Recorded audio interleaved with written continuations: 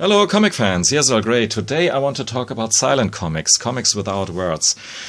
I don't mean single issues that are silent to create a more emotional impact within longer runs, like the famous Batman issue where he mourns for Robin in the Grant Morrison run.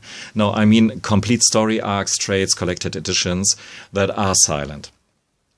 I'm pretty sure that I forgot half the comics that have been included here, but anyhow. The incentive for doing such a video is actually a new book by Paul Kirchner, of all comic creators. He did a new comic series, Hieronymus and Bosch, or Hieronymus and Bosch, published by the small French publisher Tanibis Edition. I guess at least they're small. The same one that recently put out art book with some selected comics from Paul Kirchner. And here the map of hell is actually, well, the purchase of this book alone. Poop Pond and the Eternal Flame. Really fun, dry humor, and I like it quite a bit. Even though I have to say that this book here filled for the very most part with one-pagers about the life or the afterlife of this guy who was sent to hell because he stole this toy duck from a little boy. At least that was his last crime. We follow him in hell and see the futility of his existence there. And every time he gains a bit of hope, it's pulled away from him, and this is repeated again and again on these pages. A bit repetitious in its own way, but that's of course, the theme of this book anyway. So we have lots of plays on the old Sisyphus mythos.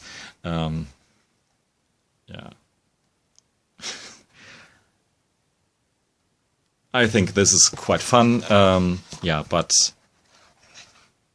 maybe if you are new to Paul Kirchner, first check out if you can get a hold of his Dope Rider comics that he did some decades or so ago, because he had a hiatus of some decades and is now back into comics, which is a fantastic thing, and I want to mention it here for sure.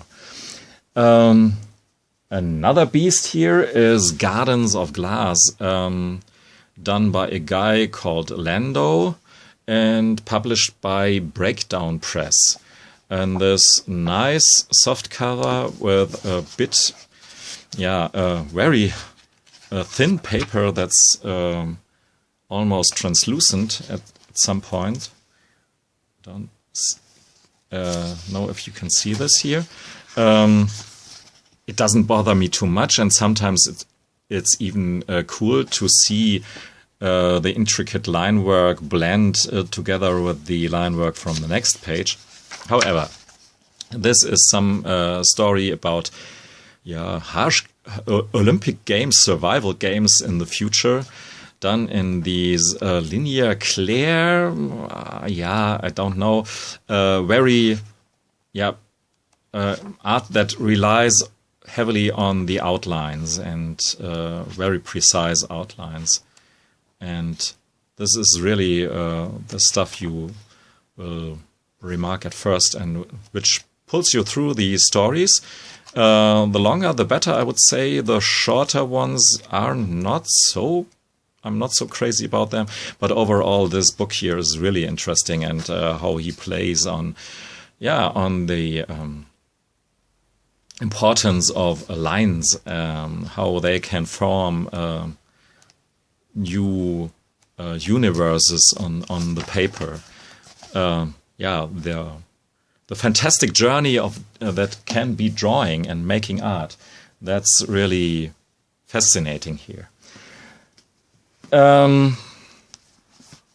One thing that is pretty good on an economic basis, I think, for publishers all over the world, they can sell this stuff here whether it's an Ukrainian creator or White Russian creator, Japanese creator, doesn't matter, because this stuff here really can be understood all over the world and sold to every place in the world.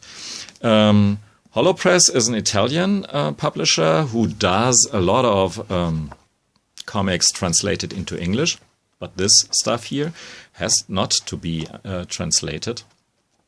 And actually you can flip this from back to front and from front to back. It's maybe two ways of getting into the same story. It's a very ambiguous story that I had already discussed in my video about Nobrow Press. It's a play a bit on this old Goya painting, Saturn devouring its children. A painting that has, for whatever reasons, some fascination, seemingly, for a lot of comic creators, because it's addressed in some comics, even though I can't remember any one of them, but I've came across homage to this painting and to Goya's work in some comics. This is another comic from Gabriel Delmas, which I think I haven't shown you in that Holopress video. Xuwwuu, or however, Xuwwuu, this heavy metal dark title and this beautiful gray or white-haired lady. This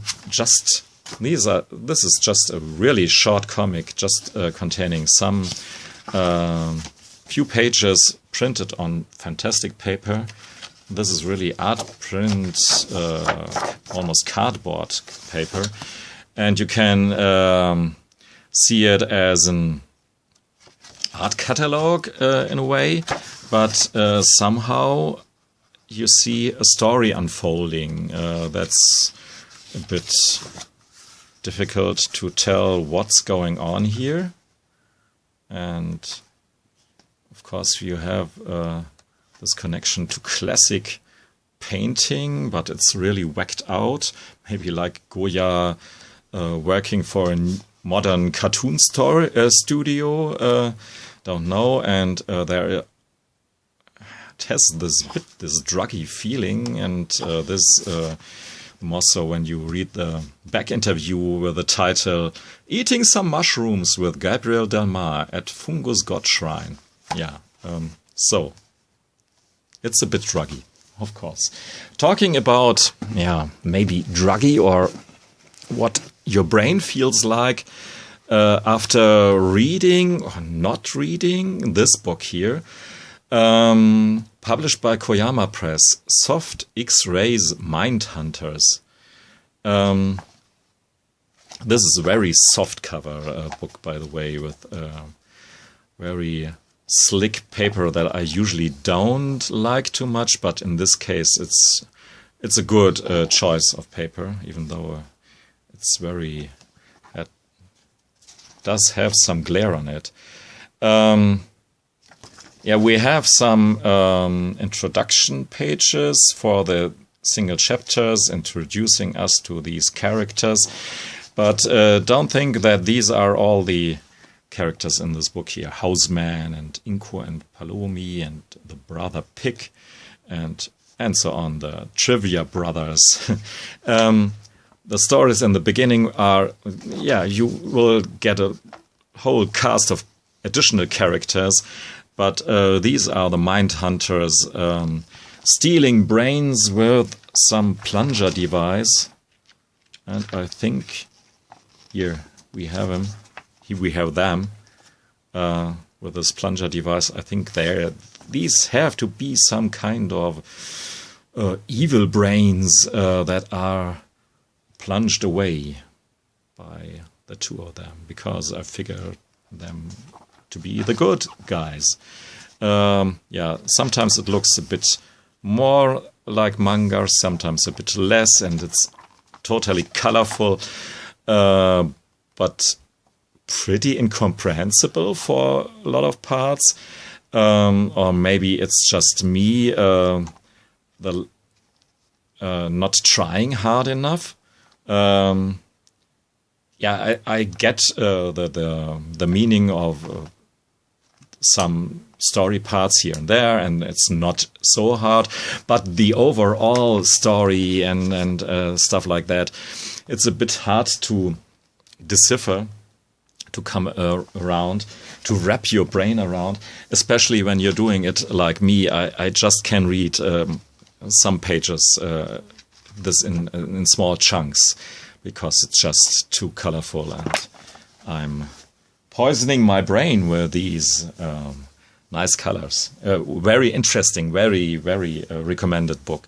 But it's more difficult than it maybe looks to read this. Prosopopus, this one I have shown you in my Nicolas de Crecy video a while ago, and this is the French one, but as I've told you already, it doesn't matter. With silent comics, you can grab yourself a French comic. It really doesn't matter. This is some kind of crime noir story about some hitman with a weird twist, of course, as you can see, and that's this guy here. If you want to see more, go for the De Crecy panellogy. So, Nobrow magazines, I love these books here, as I've told you before. And there was this edition with silent comics about silent stuff. Half of these books are illustrations, but half of Nobrow 9 at least still was about comics and about quiet comics. And no way around it. It's difficult, more difficult to tell comics without words, for sure. And usually I'm not the biggest fan of silent comics. I mean, I have lots and thousands of comics in the meantime, and these were my silent comics for the most part. So that tells you enough that silent comics are not my prime focus, but I find it interesting how comic creators go along with the task of telling a story without words. Like this guy here, John McNaught, and this is one of the stories in this Nobrow magazine, just about a guy going into a garden center, finding a statue, binding this on the back of his car. This is my favorite page in the story here, where he drives this statue, the small statue, to his home, and carries it into his garden and puts it among the other in terms of taste, a bit questionable choices of his statues, and that's the end of the story. Very atmospheric, really lovely in terms of atmosphere and colors and all that stuff. And to tell you the truth, here is maybe my favorite silent comic book, comic trade, Dockwood by John McNaught, published by Nobrow Press as well. Even though this here would be considered of some of you as not a silent comic, because there is some text within here and there. Even some speech bubbles and stuff like that, and expositional text. But for the most part, we have just these silent panels conveying the atmosphere of the small town Dockwood in autumn. And it's even more about autumn and this melancholy that can grip you towards the end of the year and towards the end of your life, because he's the first story here is about a boy working in a nursery home and serving the old people here, giving them food and whatnot.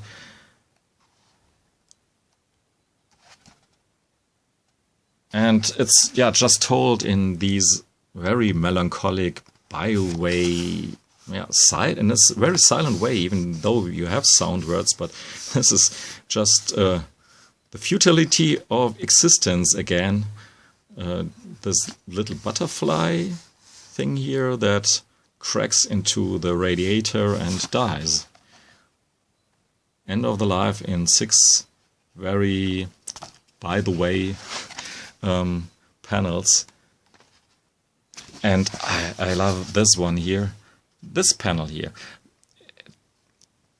We just get this elderly man here. He is one of the inmates in that nursery room and not nursery home, and he's a bit angry about the bloody starlings, but he can't help it. He has to watch them every day, and they're outside, and he's caged inside this nursery home. And maybe this explains his anger, his rage towards these birds.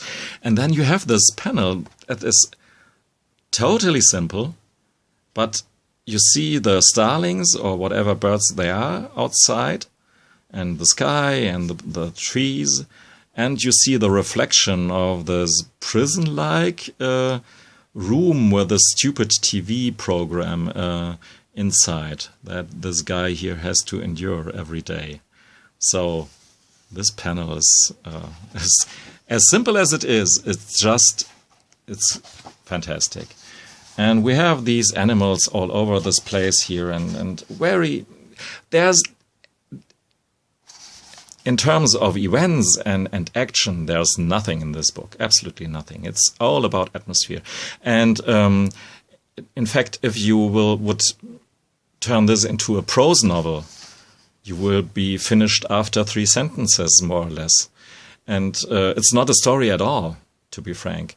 And it just shows what you can do with a comic, what you can't do in other mediums, whatever. There's a second story that's not as good as the first one, but it's a bit a shorter one, and still very, very good. It takes place in the same scenery, so there are some backdrops. So I really can't recommend this book here highly enough. It's my favorite one of them all. You can see for yourself if you consider it to be a silent comic. Some other guy I almost forgot to consider in this video is Jim Woodring.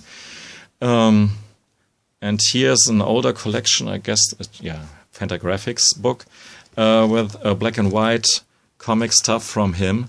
He has this very typical and instantly recognizable cast of characters who are not nice to each other in a Tom and Jerry-like kind of cartoony way. And even though his art is, of course, perfect, maybe a bit too perfect for me, somehow it's difficult for me, still difficult to get into these comics. I read some of the stuff here, and I think I get what they're meaning as far as you can tell. I would say they are pretty surrealistic as well, of course. But for whatever reason, they still don't click with me. But even though I'm pretty convinced that they will click sometimes with my little brain.